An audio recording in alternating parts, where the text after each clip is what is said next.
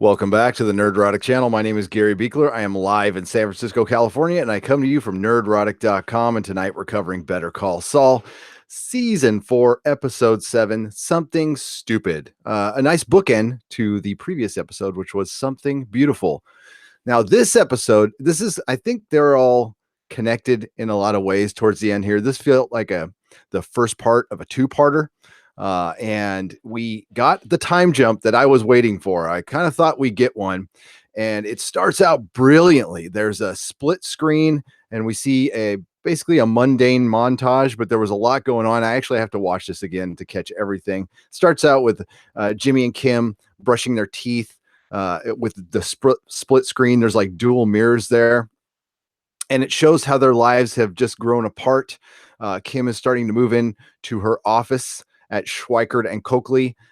Jimmy is still selling his burner phones and moving ahead with his life. We even see a scene where he goes to his PD and gets his cases done, and it looks like he's about a month away. So we, in the beginning of the episode, go through the summer of 2004, basically. We see Kim get her cast off, and we see their lives breaking apart. And it makes you wonder, we know they're destined not to be together. So how is it going to end, or did it end? Has it ended as far as an intimate relationship, and now they're just basically roommates? And will they spar? Will they become enemies or frenemies? Maybe that's how it happens. Who knows? But it looks like they are destined to meet each other in court. I kind of think that's what's going to happen, and that'll be pretty cool. So I'm very happy to be live again. Last week we had technical difficulties. My mic was out, so I had to record a video. So thank you for watching the recorded video, but I am much happier talking to you all in the chat. We'll get to you shortly. Apologize for the lateness of this video, but yeah, a lot of reasons, but I apologize. So at post credits, we see Jimmy showing off the office that he plans to do to practice law with Kim. Now, it was my theory last week that when Kim announced that she's going to Schweikert and Coakley, that Jimmy kind of gave, I mean, it definitely affected him, but he gave up easy because he thinks he can sell her on it. But now I've kind of changed my mind. Maybe he's going to kind of go under the radar, kind of like he did in the mailroom, and do kind of a stick it to her. Like, I can still do this without you. So I'm not sure. I'm weighing in on that one. Still not sure. And I'm curious to see what you think. You got to wonder why Kim stays with Jimmy, but it's love, but it's something else. There's something else. I think she feels it might be, she feels sorry for him, pity. I'm not sure, but it's not intimacy, not anymore. But she still cares for him. We just don't know how or why. So Jimmy shows off the office, and we see it. It looks like from the cameraman's perspective, and it turns out to be Huel. And he asks him what he thinks of it, and he's like, it's nice. Well, as a lawyer, no, it's not very good. Actually, I'd rather have a big glass high rise on the 40th floor, and when I'm not there, I'll be on my boat, which was pretty funny. So we see Hector Salamanca, and he's getting testing for post stroke, and the doctor's showing him some faces, and he's kind of tapping his finger on the floor for a response. And then we see him knock a cup over, and the doctor thinks it's just some involuntary response, but it's actually Hector knocking the cup over so he can check out the nurse's ass when she bends over, which is kind of funny. But that also plays into things later. The next scene, we see Jimmy and Kim off to a party, and a reminder, that whole split screen scene from the beginning of the episode, they didn't say a word to each other. And it also showed like Kim working late, Jimmy being alone, a lot of alone time. And the way that scene ended, I wanted to go back to that, is it was still split screen. Kim comes in the bed late, she fades to black, and Jimmy's awake, and then it fades off with him. That was so well done. So the first words they speak to each other, they're going to this party in the episode. They're going to this party, and she's like, it'll be fine, do your schmoozing. And that's what he does. Jimmy goes to the party, and he rocks it. He's great. He's serving up hors d'oeuvres, charming everybody, remembering everybody's name. He even remembers, he gives somebody a second hors d'oeuvre. He's all, hey, you skipped lunch today. That's why you want a second one. And he's doing great. But Jimmy is a great sabotager. So they're all standing around talking about a team building trip and possibly going skiing or something. And Jimmy recommends Telluride. And Schweikert's like, it's kind of expensive. And he's all, yeah, but it'd be good. It's just a little bus ride. You could put on the Sound of Music. We're all singing. You can make custom parkas. But then he dials it up because he's getting a little drunk. He's all, shit, how about Aspen? And, the guy, Schweikert's getting all nervous. I love that look on his face. He's all, wait, this is getting a little out of hand. He's all, well, we could just fly there. We don't need a bus. So that didn't end well. It was embarrassing for Kim. And it was funny. They were driving back from the party and they're all, so that happened. And I love the song they were playing on the radio. There's great music in this. The montage music was Something Stupid, which is, it wasn't sung by Frank Sinatra and Nancy Sinatra. I don't know who it was by. Maybe it was the Tiger Lily version. Not really sure. Or maybe it was. It just didn't sound like the Sinatra version. But the song they played on the radio at the very end was my favorite Breeders song, No Aloha, by the way. That is a great album. That's the album with Cannonball on it, but love Breeders. Big Pixies fan. So that happened. Too bad. Then we get to Mike, and Mike is off showing the Germans their dig. And again, we have done a major time jump. So we are months into the project, and we see kind of what the Germans go through. They back the van in. They don't get to see daylight at all. They back a van into the warehouse. They get piled in. They get driven out to another part of the warehouse where the van is backed in. So they're basically in prison at this point. And we're getting to see that they're starting to lose it a little bit, amongst all the amenities they have. They don't have girls, they don't get to go outside, and they're starting to get restless. The project is behind schedule, and trouble is a brewing. But there has to be some more digging, and it looks like they have to run some more explosives, and Mike is concerned because he thought they were done with that, but it turns out they're not. So with the next scene, we have Gus and the doctor, Hector's doctor. He's cooking some clams or something. I don't know.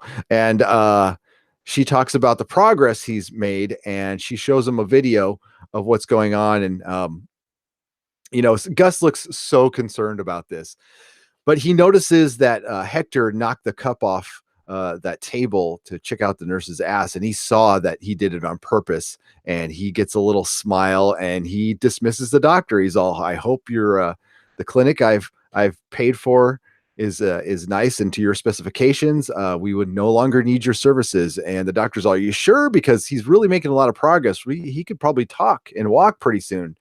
And he says, we need to temper our expectations. I love how Gus talks, by the way. It's awesome.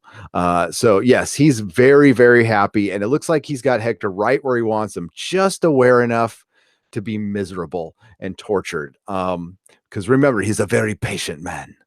I know you are awake. That was a great scene last episode. So they talk about back to the Germans. And they were talking about the explosives, and one of the Germans backs into a beam and knocks it over, and Kai goes off on him, and it has to be a fight, almost gets into a fight. Mike breaks it up, and you can see that Kai is continuing to be a problem. Now, without the time jump, I thought they were really going to focus on Mike and Kai, and he was eventually going to deal with him some way. But I'm not sure it's even worth it now. We only got 3 more episodes. So I don't know how important that is, or if, Kai is going to get in Mike's crosshairs. He definitely wants to get rid of him, and that's clear, but maybe it's just too late in the game. So we see a cop. We see Jimmy selling the burner phones at the back of his van, and a guy approaches, and Jimmy makes him for a cop. And Jimmy had been passing out his card for the cell phone, and it's Saul Goodman. So the cops are you Saul Goodman? He's all, yeah. Hello, officer. And the cop tells him, yeah, we just got one of your phones off a drug suspect, and we need you to get out of here. Do you know what your phones are going for? And Jimmy's all, listen, I got a license. I'm allowed to be here. I'm taking sales tax. No, no. And the cop's like basically asking him for a favor. He's not going to make him leave. And he's all, come on, just do me a favor. And Jimmy's kind of an ass to him and says, no, this is where I'm supposed to be. And the cop suggested he sells the phones to soccer moms. He's all, nope, I know my clientele. But then Huel walks up and he's got his headphones on. He's listening to some music and he thinks the guy is like jamming up Jimmy, and he hits the cop in the head with his bag of sandwiches. And Jimmy's like trying to wave him off, like, no, no, no, he's a cop. And yeah, so he gets busted, and it turns out he's got priors for shoplifting. And it was that cop who actually busted him 3 years ago when Jimmy was trying to get him out. He's all, listen, he didn't know you were a cop. And that cop went, no, I actually busted this guy before. So shit. This is a big problem. So, yeah, that Mike and Klaus have a little talk over some beer, and Mike is, just listening to Klaus, and Klaus basically says these guys need to go out and get laid. They need some R&R, and Mike has been considering it. He sees the problems. He sees that these guys are getting pent up. I don't think he wants to do this, but I think he's going to do it, and it's probably going to be a problem. It looks like Huel is looking at 2.5 years because of his prior, and Jimmy's telling him not to jump bail, and Huel's all, screw it, I got places I can go. DB Cooper did it, I can leave. So Jimmy asks him to give him a shot, even though he's not a lawyer. He's all, I'm a magic man, I can do it. And he talks to Kim about it, because he knows she was doing work at the courthouse anyway. And this is when Kim finds out that he is selling burner phones. And, this harkens back to the beginning of the episode or actually before the episode, they showed the scenes from the previous couple episodes. And one of the things that what we left off on was Jimmy and Kim saying, well, you got to do what's best for you. And that's what Jimmy's doing right now. Kim doesn't bat an eye when she hears about this. Now you could tell it bothers her, but she just goes, okay. And Jimmy tells her that, like, hey, we can, I've done some research on this cop, and he's got an alcoholic past. And I think we can, if we get him liquored up, we can, get him in trouble. And Kim refuses to do it, but she does offer to help. She refuses to dirty up the cop, but she does offer to help Jimmy. And Jimmy's appreciative, and she's like, okay, thank you. Bye-bye. And dismisses him. And you can feel the coldness in the room. Yeah. So Kim talks to the prosecuting attorney at the courthouse about Huel, and Kim brings up that all the previous cases have been let go without any time served, suspended sentences. But the prosecuting attorney says, hey, but they haven't had priors. And Kim points out that, yeah, but the violence has been worse. Like, one cop got his nose broken, the other one got a concussion. This guy with Huel got hit with a bag of sandwiches. It's not right. And that kind of triggers Kim's, her inner justice. And she starts getting really serious about the case. And she's like, I've done my homework on this one. But the prosecuting attorney does not give on this one. So looks like Huel's going to do some time. Kim goes and talks to Jimmy about this and says, listen, you got to tell your guy not to jump. You got to back my play on this one. Okay. He's probably going to do some time. He won't do 2.5 years, but he's going to have to put on his big boy pants and do some time. And Jimmy's all, God, there's nothing you can do about it. She's all, no. So he takes off. He's all, listen, I'm going to do things my way. You do your way. You do things your way, and I'll back your play. Kim's like, fine. She drives away. And then you see her just stewing about it, and her wheels are turning, and she turns her car around and goes and buys a bunch of crayons and pens, and calls Jimmy and says, whatever you're going to do, don't do it. I've got another plan, and I have a better way. And that's where the episode ends. Now, what all the pens and crayons are for, I have no freaking clue.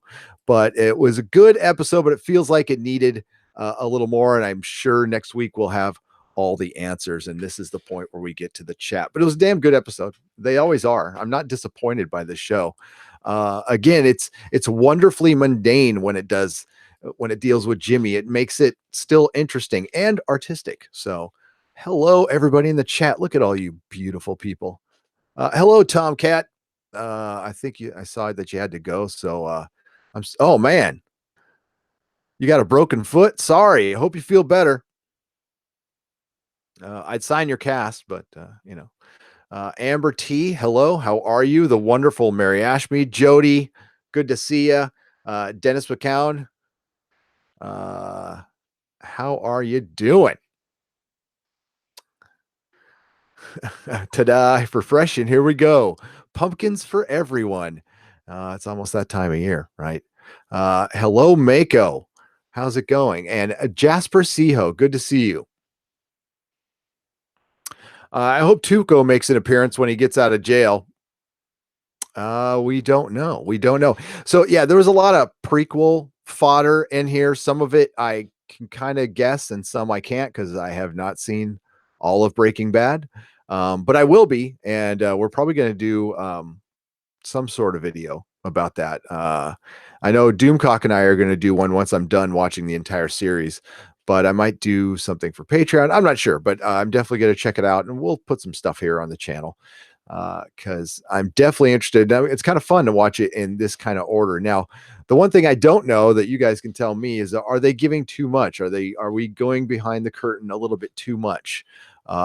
You know, with we know the meth lab's going to get built. Whatever problem there is, we know the meth lab's going to get built. So all the drama is going to be who's Mike going to kill, basically. And this is going to be his first, first kill, or who knows? Or does he have to hurt somebody? Or I don't know.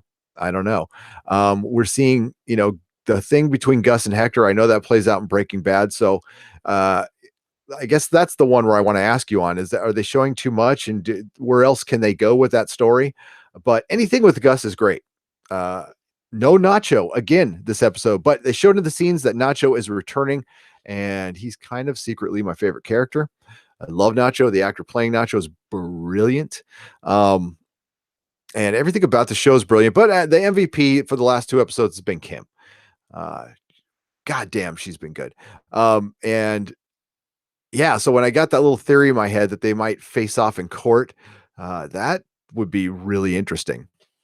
We know, it's Vince Gilligan, it's Breaking Bad. This is not going to end well. It's not going to end well. Too much in terms of spoiler for Breaking Bad. No, too much in terms of, Mako, you know how I feel about prequels.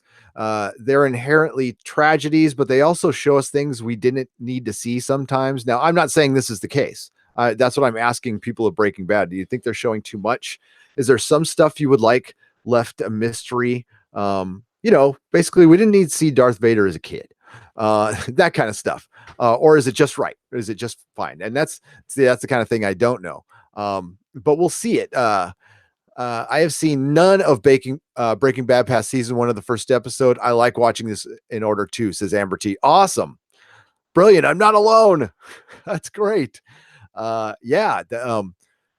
I'll repeat the story here. This show was something I stumbled across when I was sick, and I wanted to just binge review while I had the flu. And I liked Breaking Bad, but I didn't watch Breaking Bad because and I've talked about that before. It hits a little too close to home, but I'm past that a little bit. We'll give it a shot. It's just a TV show, for Christ's sake. And I found this show was great. I love this show, and plus I liked Mr. Show. So that's why I watched this show. Oh. And